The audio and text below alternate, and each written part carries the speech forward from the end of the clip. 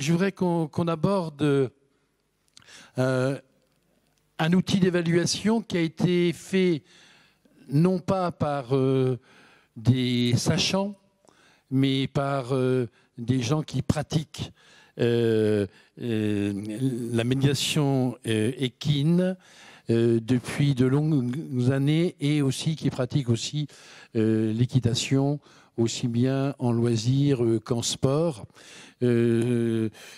Ces deux personnes, Sophie et Rachel, de l'équipe de Blandine Bruyat-Cosareux, qui est ergothérapeute et qui a monté tout un travail de bilantation. Et depuis 12 ans, il travaille pour l'association Le Pied à l'Étrier. Ils vont nous expliquer, elles vont nous expliquer exactement ce qui se passe. Mais je crois que c'est intéressant parce que là aussi, on vient d'avoir un exemple de ce que les personnes en situation de handicap ont pu faire évoluer la pratique d'un cavalier de dressage de haut niveau. Et là, on va voir ce que le travail fait auprès des personnes en situation de handicap. Et là aussi, on est bien en situation de handicap. C'est aussi bien handicap moteur, mental ou psychique. Et elles vont nous donner le résultat de ce bilan. Mesdames, à vous. Merci. Alors bonjour à tous. Déjà, on va s'excuser de la part de Blandine Bruyat-Cosareux qui malheureusement n'a pas pu être présente aujourd'hui. Du coup, je suis envoyée, moi et Maralis, comme porte-parole. Je fais partie de l'association Le Pied à l'Étrier depuis 1 an maintenant. Donc je vais vous faire part de tout ce qu'elle aurait aimé vous dire aujourd'hui. Donc l'association Le Pied à l'Étrier, dont Blandine est fondatrice, existe aujourd'hui depuis 12 ans. Elle travaille en médiation équine dans un but de soins en équipe pluridisciplinaire. C'est-à-dire que chacune d'entre nous a une double casquette dans le médico-social et dans le milieu équestre. Nos formations et nos identités professionnelles nous amènent à travailler dans une démarche thérapeutique. Cela consiste à élaborer un projet de soins défini par des objectifs thérapeutiques, par la mise en place de moyens pour les atteindre et l'évaluation régulière du patient afin d'ajuster l'action à l'évolution de celui-ci. Dans notre pratique de médiation équine, l'évaluation est indispensable. Elle permet dans un premier temps de valider notre action de soin auprès du patient, de valider notre travail, de valoriser notre travail, auprès des équipes éducatives mais également de soins, notamment les médecins qui prescrivent ces séances, et de recentrer le thérapeute sur les objectifs définis, et enfin d'éviter des séances qui parfois peuvent s'essouffler. Enfin, l'évaluation est indispensable pour faire avancer la recherche sur l'action quantifiable des soins en médiation équine. Nous avions à disposition un panel d'outils assez large d'évaluation provenant de différentes professions issues du secteur paramédical, qui souvent sont trop spécifiques à un domaine. Ainsi, aucun bilan ne répond entièrement aux besoins des professionnels de la médiation équine. En effet, celle-ci est une thérapie transversale à différents secteurs de soins. Je te laisse tourner après la page. L'évaluation doit pouvoir retracer cette transversalité. Alors les grilles d'évaluation déjà testées se sont révélées fastidieuses à remplir et parfois beaucoup trop longues et qui nous demandent ainsi beaucoup de temps. Nous avons donc imaginé en équipe et mis en place un outil d'évaluation nommé Cheyenne qui correspond à nos exigences de terrain professionnel en médiation équine. Cet outil permet dans un premier temps d'évaluer tous les objectifs souhaités car entièrement personnalisables. Il optimise également le temps d'évaluation avec une grille de cotation modulable et utilisable sur smartphone et tablette. Je vais laisser la parole à ma collègue Sophie. Alors, pour élaborer cet outil, on a réfléchi à un cahier des charges. D'une part, un cahier des charges sur le plan théorique, sur le contenu théorique. Il a fallu lister un certain nombre d'objectifs et d'observables. C'est ce qu'on a appelé notre base de données. Et des exigences sur l'aspect technique pour avoir un outil qui serait ergonomique et visuel. Au niveau du contenu théorique, en fait, on a établi une base de données à partir de nos différentes expériences et de nos différentes pratiques, en particulier donc issues de nos métiers de base. Donc, dans l'équipe, je suis infirmière, Blandine est ergothérapeute, Alice est éducatrice spécialisée, Emma est assistante psycho-éducative d'enfants avec autisme. Et donc, on a listé un certain nombre d'objectifs thérapeutiques issus de nos pratiques. Ouais, voilà. Ensuite, l'idée, c'était d'avoir un contenu qui soit personnalisable en fonction des patients qu'on accueille. C'est-à-dire qu'on peut accueillir des patients dont les objectifs thérapeutiques seraient plus sur le plan moteur, d'autres sur le plan cognitif. Donc, en fonction des objectifs, pouvoir personnaliser. Les objectifs, pour l'instant, on les a définis selon 5 axes, mais qui peuvent encore évoluer en fonction du travail collectif. On a listé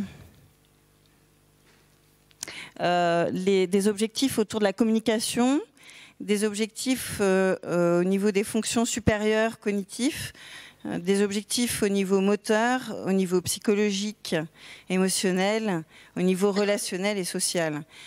C'est aussi issu d'un travail auquel j'avais participé avec la Société française d'équithérapie lors de journées Xénophon, où beaucoup de professionnels équithérapeutes en fait, avaient été conviés pour travailler déjà sur une échelle d'évaluation en équithérapie, là, pour le coup. Alors, on a listé donc des objectifs thérapeutiques. Par exemple, voilà, bien sûr, j'arrive pas à lire. Voilà. Par exemple, comprendre une consigne complexe. Développer une communication entre le thérapeute et l'enfant. Améliorer les notions, les praxis gestuelles. Bon, après, c'est une liste qu'on a essayé de... On en a listé 60, à peu près, une soixantaine. Voilà. Et on a listé des observables, c'est-à-dire des actions sur le terrain qui sont facilement quantifiables.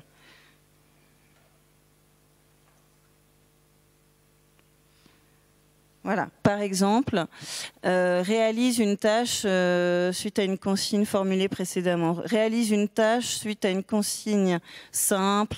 Reconnaît son cheval dans le pré. Reconnaît un mot écrit. Bon, c'est tout plein de situations très précises qu'on a listées lors de nos séances, 250 observables, qu'on a listées sur le terrain.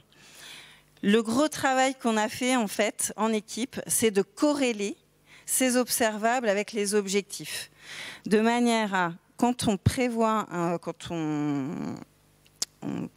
projet de soins avec des objectifs, on puisse ensuite évaluer sur le terrain avec des items très précis comme repère où est la sellerie. On a corrélé avec un objectif qui correspond repérer la sellerie. Préparation du cheval. Non, l'objectif, ça va être de voilà, travailler sur la mémorisation. Améliorer le repérage spatial.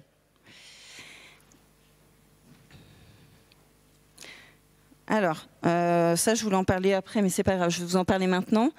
C'est un outil qui est complètement personnalisable, c'est-à-dire qu'on peut tout modifier. On peut modifier les observables, en rajouter, en enlever, modifier les objectifs associés et inversement. C'est-à-dire pour chaque observable, on peut trouver plusieurs objectifs. Par exemple, ici, on a un observable remarque une absence d'un des camarades ou d'un des thérapeutes, voilà, quand séance de groupe. On l'a corrélé avec 4 objectifs qui correspondent à cet observable-là. Pardon.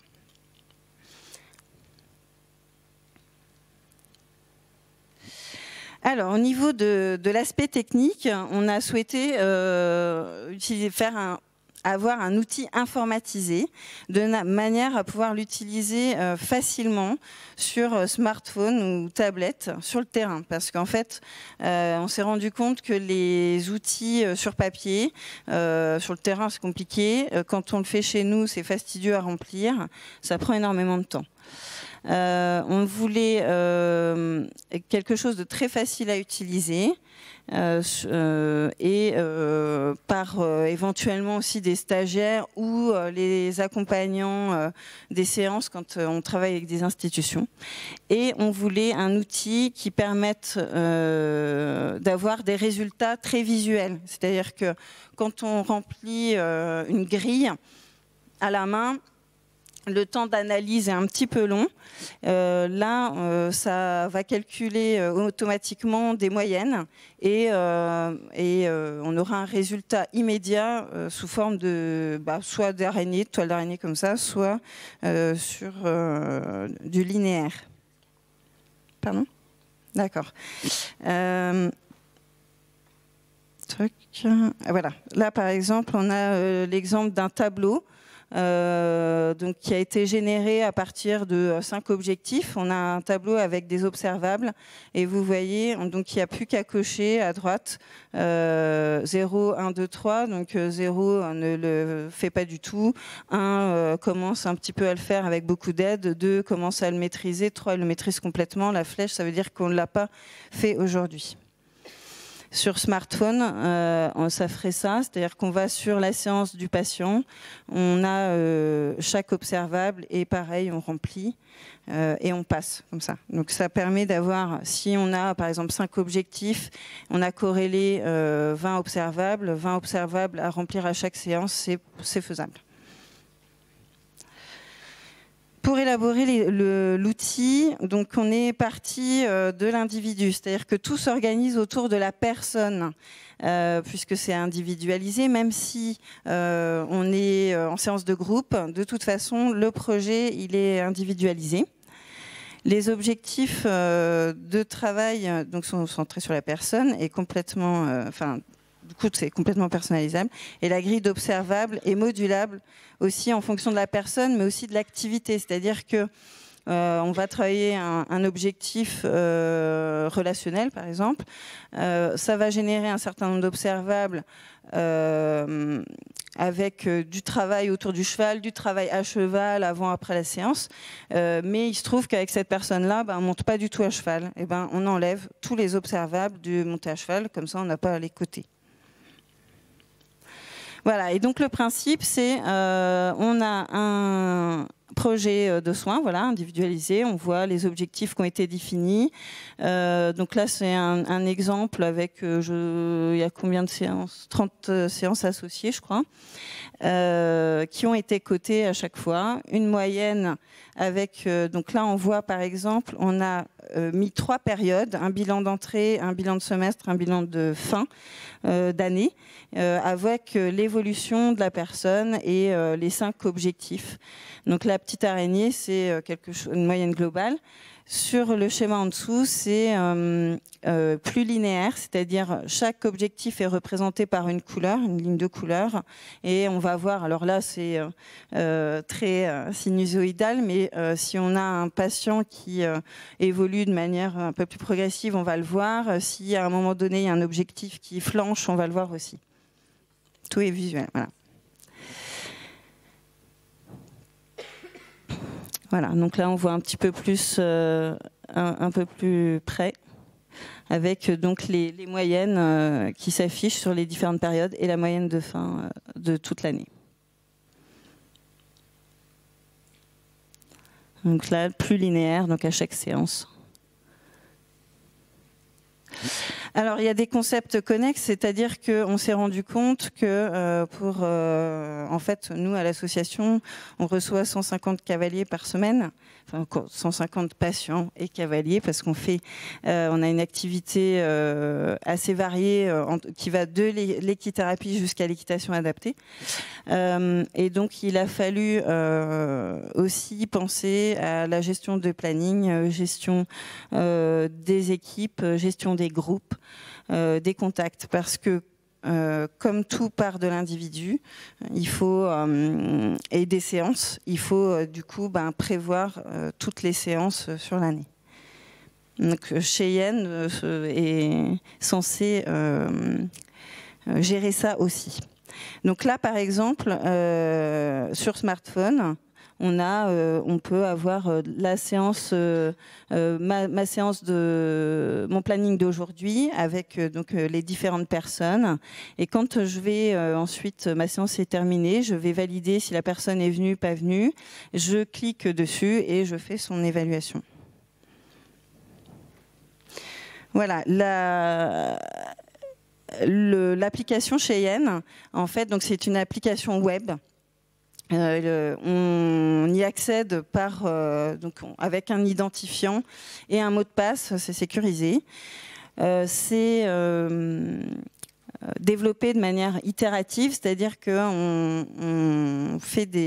avance avec le développeur petit à petit, on teste, on fait, donc là c'est Trello, on utilise Trello pour avancer ensemble, on écrit des tickets pour dire ce qui fonctionne, ce qui ne fonctionne pas, il change des choses, on remodifie, et voilà, et donc c'est pour ça qu'il est en constante évolution.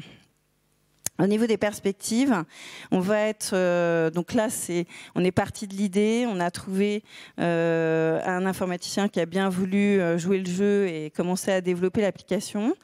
On est en phase de test et on va le tester toute l'année. Puis l'étalonner avec 150 bénéficiaires. Voilà. Et l'idée, c'est de l'intégrer dans notre activité quotidienne.